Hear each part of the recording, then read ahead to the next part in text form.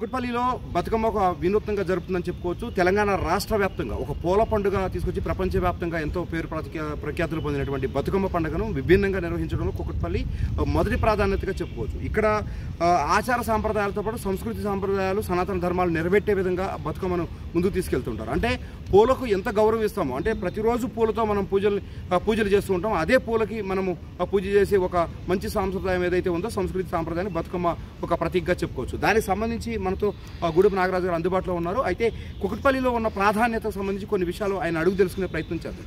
చెప్పండి నాగరాజు గారు, ఎలా ఇది కుకట్పల్లిలో ప్రాధాన్యత సంతరించింది? కుకట్పల్లిలో ప్రాధాన్యత చాలా బతుకమ్మ అంటే ఒక పెద్ద పండుగ చేసుకుంటాం. మొదటిగా ఇక్కడ కుకట్పల్లిలో తెలంగాణ రాష్ట్రంలోనే ఫస్ట్ బతుకమ్మ ఇక్కడ ప్రారంభమవుతుంది. అంటే కుకట్పల్లి ఆనవాయితీ అన్నట్టు అమాస రోజు చేయము, దాని కొన్ని తరాల నుంచి మనకు అమాస ముందు రోజు చేస్తాం. ఇక్కడ కుకట్పల్లిలో మనకు బతుకమ్మ. ఇక్కడ బతుకమ్మ ఏంటంటే స్పెషల్ ఏంటి కుకట్పల్లి ఏంటంటే చాలా న్యాచురల్గా ఆడతారు వాళ్ళు. ఎందుకంటే ఒక డీజే అనేది ఉండదు, ఒక శబ్దం అనేది కాకుండా వాళ్ళు ఒక నోటి బాట ద్వారానే కుకట్పల్లిలో చాలా సంస్కృతంగా చాలా సాంప్రదాయబద్ధంగా ఇక్కడ బతుకమ్మ నిర్వహిస్తూ ఉంటాం. ఈ యొక్క బతుకమ్మ అనేది కూడా కుకట్పల్లిలో మహిళలకు చాలా పెద్ద పండుగ కూడా మేము భావిస్తూ ఉంటాం. ఈ యొక్క బతుకమ్మ పండుగకి ఇక్కడ ఎక్కడైనా మన వాళ్ళ ఆడబిడ్డలు వాళ్ళ అమ్మవారింటికి రావడం కానీ, వివిధ ప్రాంతాల నుంచి ఇక్కడ రావడం కానీ చాలామంది ఇక్కడ బతుకమ్మకి వస్తుంటారు. ఇక్కడ చాలా బాగా జరుగుతుంది బతుకమ్మ పండుగ. అంటే ఇక్కడ కుకట్పల్లిలో చాలా బాగా జరుగుతుంది. మీరు గతంలో చూసుకున్నా ఇప్పుడు చూసుకున్నట్టయితే ఇక్కడ బతుకమ్మలు కూడా మనకు ఇక్కడ శనివారం ప్రారంభమైనాయి, 29 తారీఖు మనకు సోమవారం ముగుస్తాయి. ఇక్కడ స్పెషల్ ఏంటంటే బతుకమ్మ ఏంటంటే రోజు బతుకమ్మ కొద్ది పెంచుకుంటూ పోయి 29 తారీఖు 10 ఫీట్ల నుంచి 30 ఫీట్ల వరకు ఇక్కడ బతుకమ్మ ఒక పూల ద్వారానే పేరుస్తారు. 10 ఫీట్ల నుంచి 20 ఫీట్లు 30 ఫీట్లు కూడా ఉంటాయి. ఓన్లీ పూల ద్వారానే ఒక బతుకమ్మలు పేరుస్తారు. చాలా బాగుంటుంది. ఇక్కడ ఉన్నటువంటి ఇక్కడ ప్రాంతవాసులకు కానీ ఇక్కడ పొయ్యే వాళ్ళకి కానీ చాలా ఆకట్టుకుంటుంది బతుకమ్మ. చాలా బాగా చేస్తారు కుకట్పల్లి ప్రాంతంలో అయితే. యాక్చువల్గా బతుకమ్మకు సంబంధించి ఆటపాటల్లో ఏదైతే ఉందో దాన్ని విభిన్న సంస్కృతులతో పాటు విభిన్న డీజేల ద్వారా వాడతారు. ఎంతవరకు కరెక్ట్ అంటారు? అది తప్పండి. తెలంగాణ సాంస్కృతిక సాంప్రదాయాలకు పుట్టినటువంటి బతుకమ్మ పండుగ. ఈ యొక్క బతుకమ్మ పండుగ అనేది ఏంటంటే ప్రపంచంలోనే కాదు భారతదేశంలో ఒక మహిళలకు ప్రత్యేకమైన పండుగ అంటేనే బతుకమ్మ పండుగ. ఈ యొక్క పండుగ అంటే తెలంగాణకి అస్తిత్వానికి నాంది ఇది. ఎందుకంటే ఓన్లీ మహిళలు మాత్రమే జరుపుకుంటారు ఈ పండుగ. ఈ యొక్క పండుగ ఈ ప్రాంత సాంస్కృతికరంగా ఏమైపోతుందంటే డీజేల ద్వారా కానీ బతుకమ్మ అనేది ఏంటంటే నోటి శబ్దం చేతి చప్పట్ల ద్వారా అనేది బతుకమ్మ చాలా బాగుంటుంది. ఆ పాట పద్ధతి కానివ్వండి, ఆ చప్పట్ల ద్వారా కానీ. రెండోది మనం సంస్కృతి సాంప్రదాయం ఒక పక్క పెడదాం. ఈ యొక్క బతుకమ్మ పండుగ ఏంటంటే ఒక మహిళ ఐక్యతకు నాంది. అంటే మహిళ అందరూ ఒక్క చోటకు రావడం, ఈ యొక్క మహిళ వాళ్ళ యొక్క శక్తి అనేది ఏందనేది చూపించుకోవడం మనం. ఎందుకంటే అంత మంచి పండుగ ఎక్కడ లేదు ఇట్లాంటి పండుగ. ఈ బతుకమ్మ అనేది ఏంటంటే ఇక మహిళలంతా ఒక్క చోటికి రావడం, వాళ్ళ యొక్క శక్తి అనేది కూడా మనం నిరూపించుకోవచ్చు. ఎందుకంటే వాళ్ళు అంత ఒక్క చోటికి రావడం ప్రపంచంలో ఏ ఒక్క పండుగ కానీ ఏ ఒక్క కార్యక్రమం ఉండదు. ఓన్లీ బతుకమ్మ పండుగకే మహిళంతా ఒక్క చోటి రావడం, వాళ్ళ నోటి పాట చెయ్యి సప్పట్ల ద్వారానే ఈ తెలంగాణ అనేది ఒక అస్తిత్వానికి కానీ రాను ఇప్పుడు డీజేల ద్వారా కానీ కొద్దిగా బాధాకరంగా ఉంది. ఎందుకంటే ఆ డీజేకి బతుకమ్మకు సంబంధమే ఉండదు పాటకు. ఆ బతుకమ్మ అనేది చప్పట్ల ద్వారా కాకుండా వీళ్ళ కాళ్ళ ద్వారా ఆడుతున్నారు. నేను మొన్ననే చూశాను ఒకటి ఛానల్లో, బతుకమ్మ ఒక దిక్కుంటే వాళ్ళు ముఖ దిక్కు పెట్టి ఆడుతున్నారు. చాలా అదనిపిస్తుంది. ఎందుకంటే ఈ బతుకమ్మ తెలంగాణ సాంప్రదాయాన్ని మనం గౌరవించాలి. మహిళలు ముఖ్యంగా నేను చెప్పేది ఏంటంటే మనకు ఎన్నో ఏళ్ళ తరాల నుంచి ఈ యొక్క బతుకమ్మ ద్వారా ఒక నాంది ఉద్యమాలు జరిగాయి. బతుకమ్మ ద్వారా నాంది పలికాం. మన తెలంగాణ ఉద్యమంలో బతుకమ్మల ద్వారానే మనం ఈ యొక్క ఉద్యమం కూడా మనం ముందుకు తీసుకెళ్ళాం. కాబట్టి ఈ బతుకమ్మ అనేది నేను మీ ఛానల్ ద్వారా చెప్పేది తెలుసుకునేది ఏంటంటే ఈ యొక్క బతుకమ్మ అనేది మనకు ఏదైతే సంస్కృతి అందించారో పెద్దలు, అదే ద్వారా మనం పోదాం. అదే ద్వారా పోతేనే బతుకమ్మకు అందం ఉంటుంది, మీకు అందం ఉంటుంది. నేను మీ ఛానల్ ద్వారా తెలియజేస్తాను. అదేవిధంగా బతుకమ్మకు సంబంధించి రాజకీయ పార్టీలు కూడా విభిన్న వాళ్ళకి అవసరాలను బట్టి, అంటే ఒక పార్టీ ఇంకో పార్టీని కించపరిచే విధంగా కూడా పాటలు తయారు చేసి దాన్ని పబ్లిక్లోకి రిలీజ్ చేస్తున్నారు. ఇది కరెక్టేనంటారా? అది తప్పు అంటే నేను ఒక రాజకీయ నాయకునిగా నేనైతే అది తప్పే అంటున్నాను. ఈ బతుకమ్మ పాటలని ఏ పార్టీ వాళ్ళైనా ఈ యొక్క పాట ద్వారా ఒకరిని విమర్శించకూడదు, ఒక పార్టీని తిట్టకూడదు.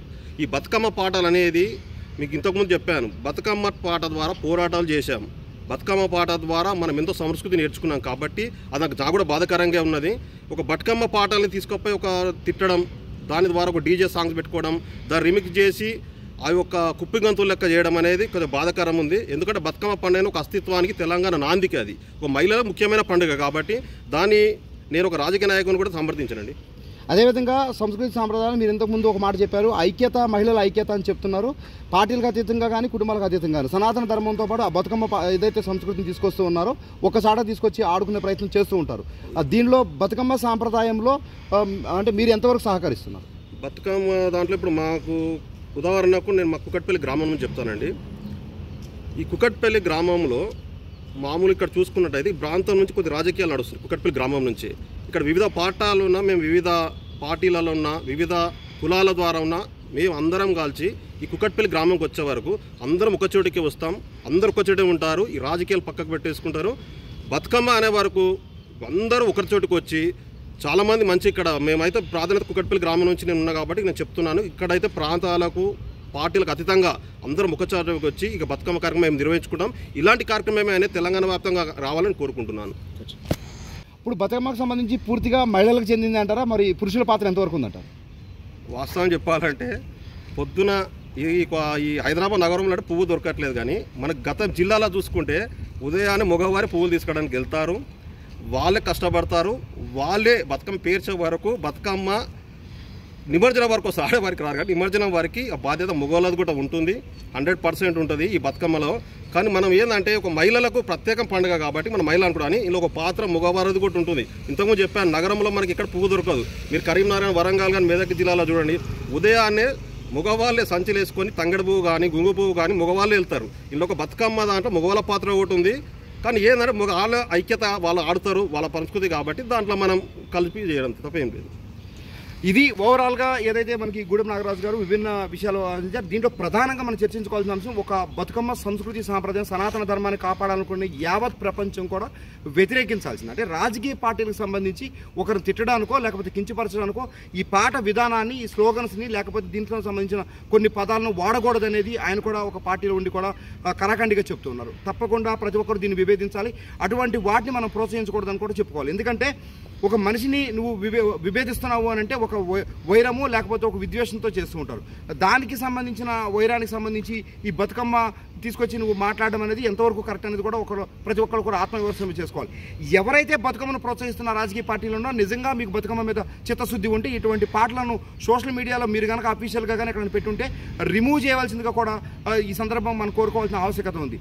సోషల్ మీడియాకి సంబంధించి వైరల్ కలిసి కేవలం షేర్లు, లైక్లు, సబ్స్క్రైబర్లు కాకుండా నిబద్ధతతో ముందుకెళ్తున్నటువంటి కుక్కట్పల్లి న్యూస్ ఛానల్ నుంచి మీకు అప్పీల్ చేసి ఒక్కసారి కుక్కట్పల్లి న్యూస్ ఛానల్ మీరు కనుక చూసినట్లయితే దాంట్లో ఏ విధంగా కనిపిస్తే మీకు తెలుసుకోవచ్చు. ఏది కూడా విభిన్నంగా అంటే సంస్కృతిని దాటి వెళ్ళే వ్యవహారాలు కానీ లేకపోతే సంస్కృతిని నాశనం చేసే వ్యవహారాలు కానీ ఎవరు ప్రోత్సహించకూడదు అనేది కూడా మనం ఈ అంశంలో చెప్పుకోవాలి. గూడెం నాగరాజు గారు దీంట్లో ప్రధానంగా ఒకటి చెప్పారు. ఏమంటే మహిళలకైనా ఆడుకునేది పురుషుల పాత్ర ఎంత అంటే ఆయన చాలా విభిన్నంగా చెప్పారు. ఏంటంటే వెనక ఉన్న కష్టం మొత్తం మేము చేస్తూ ఉంటాం, కాకపోతే మహిళలకు సంబంధించిన పాత్ర కాబట్టి వాళ్ళు ఆడుకుంటూ ఉంటారు, వాళ్ళ సంతోషం కోసం మేము చేసేది అని చెప్తూ ఉన్నారు. అయితే దీంట్లో మహిళలు కూడా చాలా నిబద్ధతతో ముందుకొచ్చి ధ్వని అంటే చప్పట్ల ద్వారా, నోటి మాట ద్వారా అంటే ఉయ్యాలో ఉయ్యాలో అని కానీ లేకపోతే బతుకమ్మ పాటలు ఏదైతే పాడుతూ ఉంటారో ఆ పాటకు సంబంధించి నోటి ద్వారా పాడే పాటలతో పాటు చప్పట్లతో ధ్వనులు చేసుకుంటూ మన సాంప్రదాయాన్ని కొనసాగిస్తున్న ఐక్యత స్వరూపంగా కూడా చెప్పుకోవచ్చు. కాబట్టి ఈ నిబద్ధతలన్నీ పాటిస్తూ ప్రతి ఒక్కరూ చేసుకోవాలి, కుకట్పల్లిని ఆదర్శంగా తీసుకోవాలని చెప్పి తెలియజేస్తుంది. Over to studio.